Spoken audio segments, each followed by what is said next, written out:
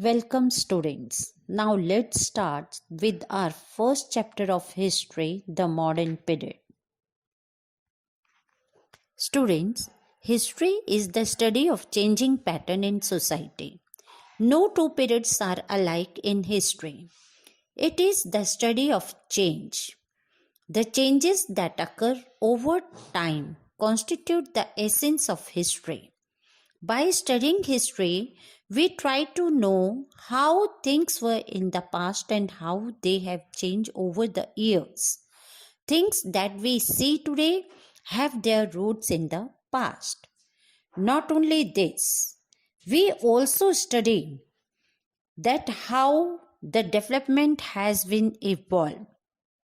Once it revolved around the life of powerful people, but now history is the study of common people also. Dates in history are linked to event, but a particular date can be assigned for some events only. For example, battle. But if we want to give a prescribed date to a process which takes place over a long period of time, it cannot be given a particular date. Only centuries can be given to them. The way of life of our ancestors were totally different from the way in which we live. And that is why historians have divided history into three periods: ancient, medieval, and modern. Student, you have read about ancient period in 6th class and medieval period you have read in 7th class. Now we are going through the modern period. These broad divisions mark how the society, economy, culture, and politics of one period is different from the preceding or succeeding periods. Periodization in history has changed over time. We divide history into periods on the basis of something which has had a profound impact on the way we live. For example, we are talking about the change from ancient to medieval period. It occurred with the arrival of the Turks in India.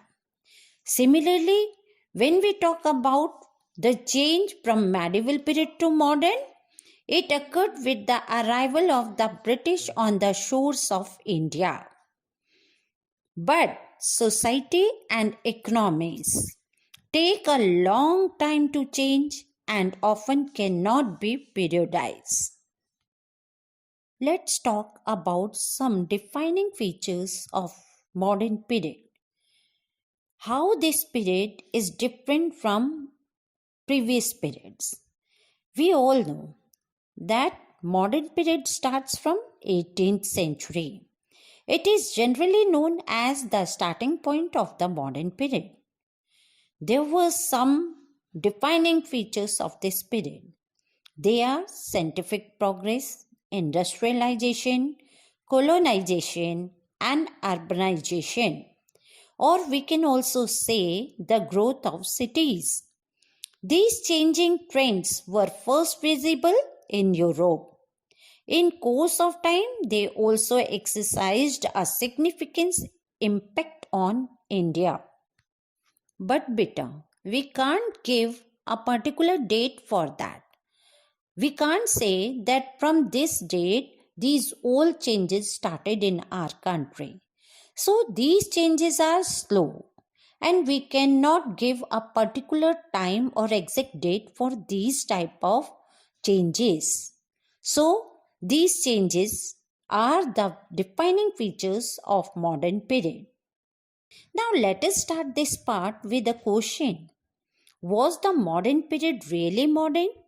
क्या हम केवल इस बात से इस period को modern मान सकते हैं कि इस समय ब्रिटिशर्स आए थे और कुछ स्पेसिफिक चेंजेस हुए थे उसमें? नहीं. The Britishers treated India as a colony. They took away raw material from India and made her an importer of finished British goods.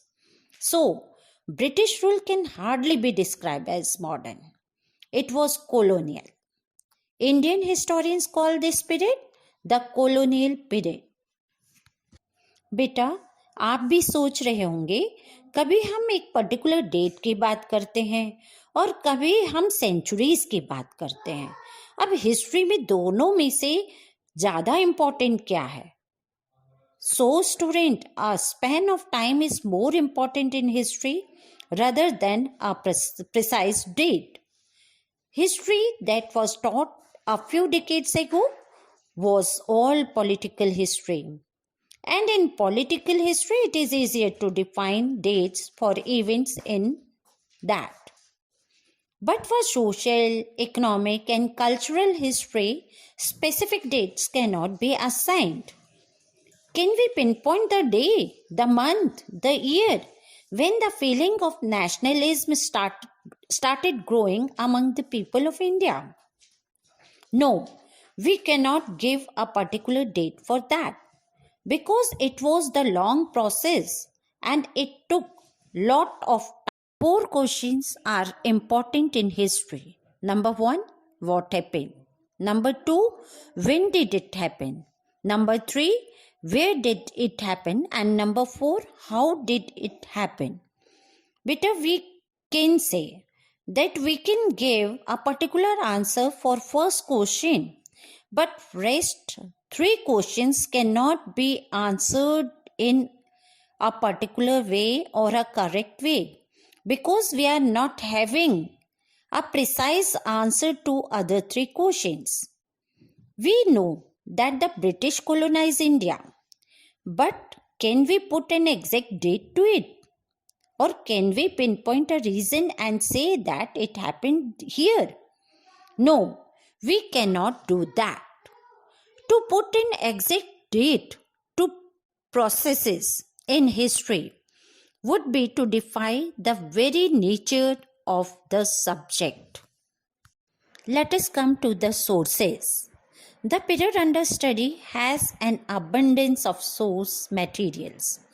Archaeological sources are comparatively less important for this period. We are talking about literary sources. The literary sources for the period are many and varied. There are original documents like government reports, administrative records, official records of the British surveys, and so on.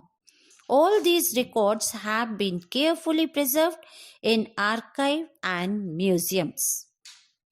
Let us talk about official records. The Mughals introduced the culture of recording everything. This was further and perfected by the British. Every administrative decisions was recorded and carefully preserved. Every executive, legislative, and judicial body had record rooms in which even the smallest records were kept well catalogued. Many of the official records of this period are now preserved in the National Archive of India. Next is survey report. The British also began the practice of conducting surveys. Population survey, revenue surveys, land surveys, and many other types of surveys were conducted. Mapping was an important part of these surveys. The British made a large number of topographic maps. Census operations also began. Come to the indigenous record. Diaries, accounts of pilgrimage and travelers, newspapers, books, novels, and leaflets reflects the feeling of the Indians under British rule.